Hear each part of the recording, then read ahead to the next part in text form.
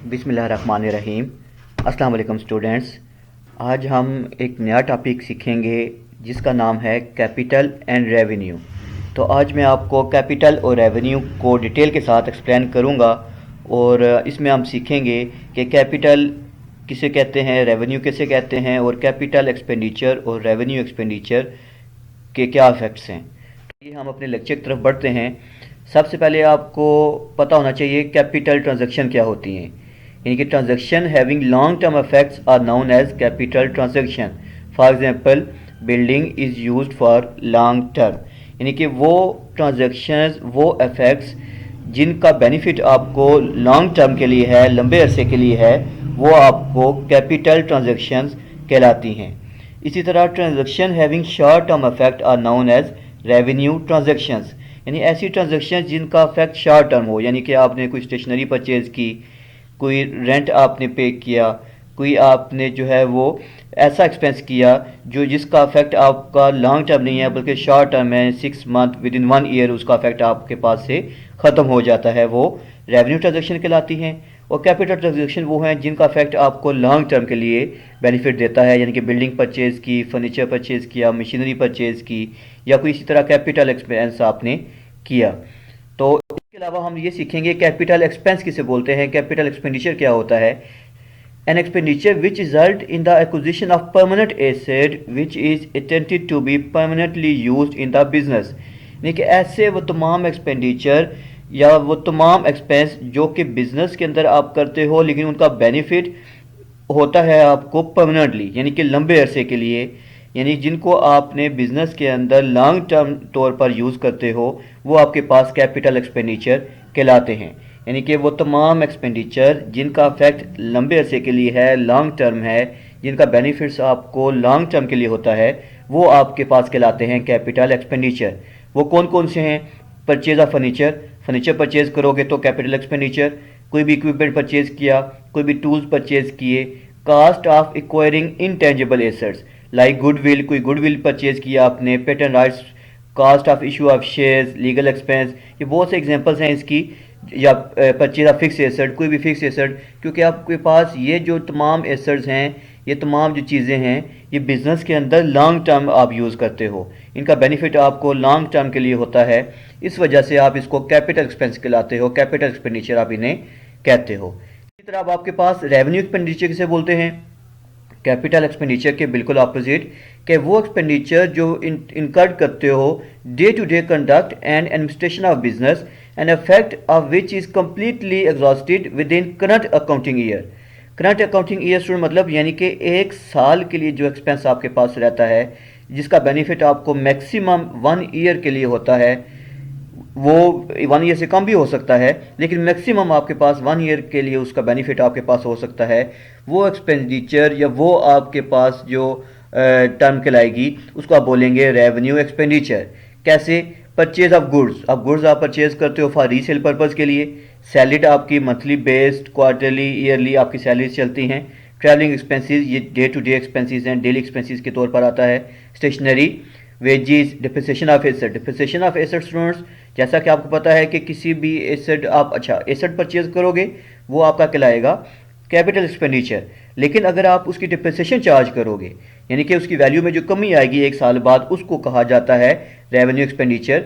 इसके अलावा freight charges, आउटरी duty, transportation, ये वो तमाम एक्सपेंसेस हैं जो आपके डे टू डे एक्सपेंसेस कहलाते हैं, मंथली एक्सपेंसेस कहलाते हैं और आपको बार बार करने पड़ते हैं, रिपीट करने पड़ते हैं। इंश्योरेंस पेड किया, इंश्योरेंस ईयरली आप पे करते हो, ठीक है। सर्विस चार्जेस आपके पास हो गए एसेट्स के ऊपर, नहीं एसेट्स परचेज किया वो तो आपके पास होगा कैपिटल एक्सपेंडिचर, लेकिन उसके ऊपर जो आपने सर्विस दी है वो कहलाएगी आपके पास रेवेन्यू एक्सपेंडिचर। ये तमाम रेवेन्यू एक्सपेंडिचर की एग्जांपल्स हैं।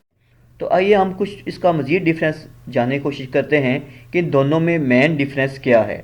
जैसे कि अभी मैं बता चुका हूँ पहले भी कि इसका इफेक्ट होता है टेम्परेरी, इसके बेनिफिट्स होते हैं सिर्फ 1 साल के लिए। वो तमाम एक्सपेंडिचर्स जिनके बेनिफिट्स आपको 1 साल के लिए होने जा रहे हैं वो रेवेन्यू एक्सपेंडिचर, और वो तमाम बेनिफिट्स जो कि आपको ज़्यादा अकाउंटिंग ईयर्स के लिए, यानी कि 10 साल, 15, 20, 25 साल के लिए आपको उसके बेनिफिट्स होने जा रहे हैं, उसका आप एडवांटेज उठाओगे, वो आपका कैपिटल एक्सपेंडिचर कहलाएगा। It is recurring and regular and it course repeatedly, यानी कि ये बार बार होने वाले एक्सपेंसेस हैं, ये रेगुलर होने वाले एक्सपेंसेस हैं, वो आपके पास रेवेन्यू एक्सपेंसेस कहलाएंगे। यानी कि आपने परचेज गुड्स की तो आपके पास ये रिपीटेबल है, ये बार बार आप इसको रिपीट करोगे। जबकि कैपिटल क्या है जी, it does not occur again and again, it is non recurring and irregular. ये बार बार होने वाले एक्सपेंसेस नहीं है। नहीं, आपने एक फैक्ट्री के अंदर, अपनी कंपनी के अंदर मशीनरी परचेज की तो आप वो बार बार रिपीट नहीं करते, वो आपका लॉन्ग टर्म बेनिफिट्स होते हैं। उसके ऊपर डिप्रिसिएशन चार्ज करोगे वो रेवेन्यू एक्सपेंस होगा, या कोई रिपेयरिंग वगैरह करोगे वो रेवेन्यू एक्सपेंस कहलाएगा। लेकिन जब उसको फर्स्ट टाइम आप परचेज कर रहे हो तो वो आपका कैपिटल ही कहलाएगा। Neither an asset is acquired nor the value of asset increase। अच्छा, इसमें स्टूडेंट से ये चीज़ याद रखनी है आपने कि जब भी आप एसेट एक्वायर करोगे तो वो रेवेन्यू एक्सपेंस बिल्कुल नहीं कहलाएगा, क्योंकि आपके पास जब भी कोई एसेट परचेज करोगे तो लॉन्ग टर्म परचेज किया जाता है। इसके अंदर आपने अगर कोई कहते हैं जी आपने कोई छोटा एसेट परचेज कर लिया, फॉर एग्जाम्पल जिसकी कोई इतनी खास वैल्यू नहीं थी, जो बहुत हैवी अमाउंट नहीं थी, लेकिन चूंकि फिर भी वो अगर एसेट था तो वो कैपिटल ही होगा, वो रेवेन्यू नहीं होगा। और इस एक्सपेंस से एसेट की वैल्यू भी इंक्रीज जो है वो नहीं होती। यानी कि अगर आपने सेकंड हैंड कोई परचेज किया, एसेट परचेज किया, उसको रिपेयर किया, तो वो कैपिटल एक्सपेंस ही कहलाएगा, वो रेवेन्यू नहीं होगा, क्योंकि आपने एसेट तो परचेज किया, बेशक सेकंड ही हैंड परचेज किया है, लेकिन वो परचेज तो कर लिया आपने। या अगर सेकंड हैंड परचेज करने के बाद उसको आपने फौरी तौर पर रिपेयर किया तो उसे उस जो एक्सपेंस आपने किया, जो एसेट परचेज किया, उसकी वैल्यू तो बढ़ गई। देखें, रेवेन्यू एक्सपेंस के अंदर एसेट की वैल्यू अगर बढ़ जाती है तो वो रेवेन्यू एक्सपेंस नहीं कहलाएगा, बल्कि वो कैपिटल ही होगा। इसी एग्जांपल ऐसे है कि आपका मोबाइल है, आपने मोबाइल को अगर रिपेयर करवाते हो तो मोबाइल को रिपेयर करवाने से उसकी वैल्यू बढ़ती नहीं है, वो कम होती है, क्योंकि उसकी मार्केट वैल्यू डाउन हो जाती है, तो वो रेवेन्यू एक्सपेंस कहलाएगा।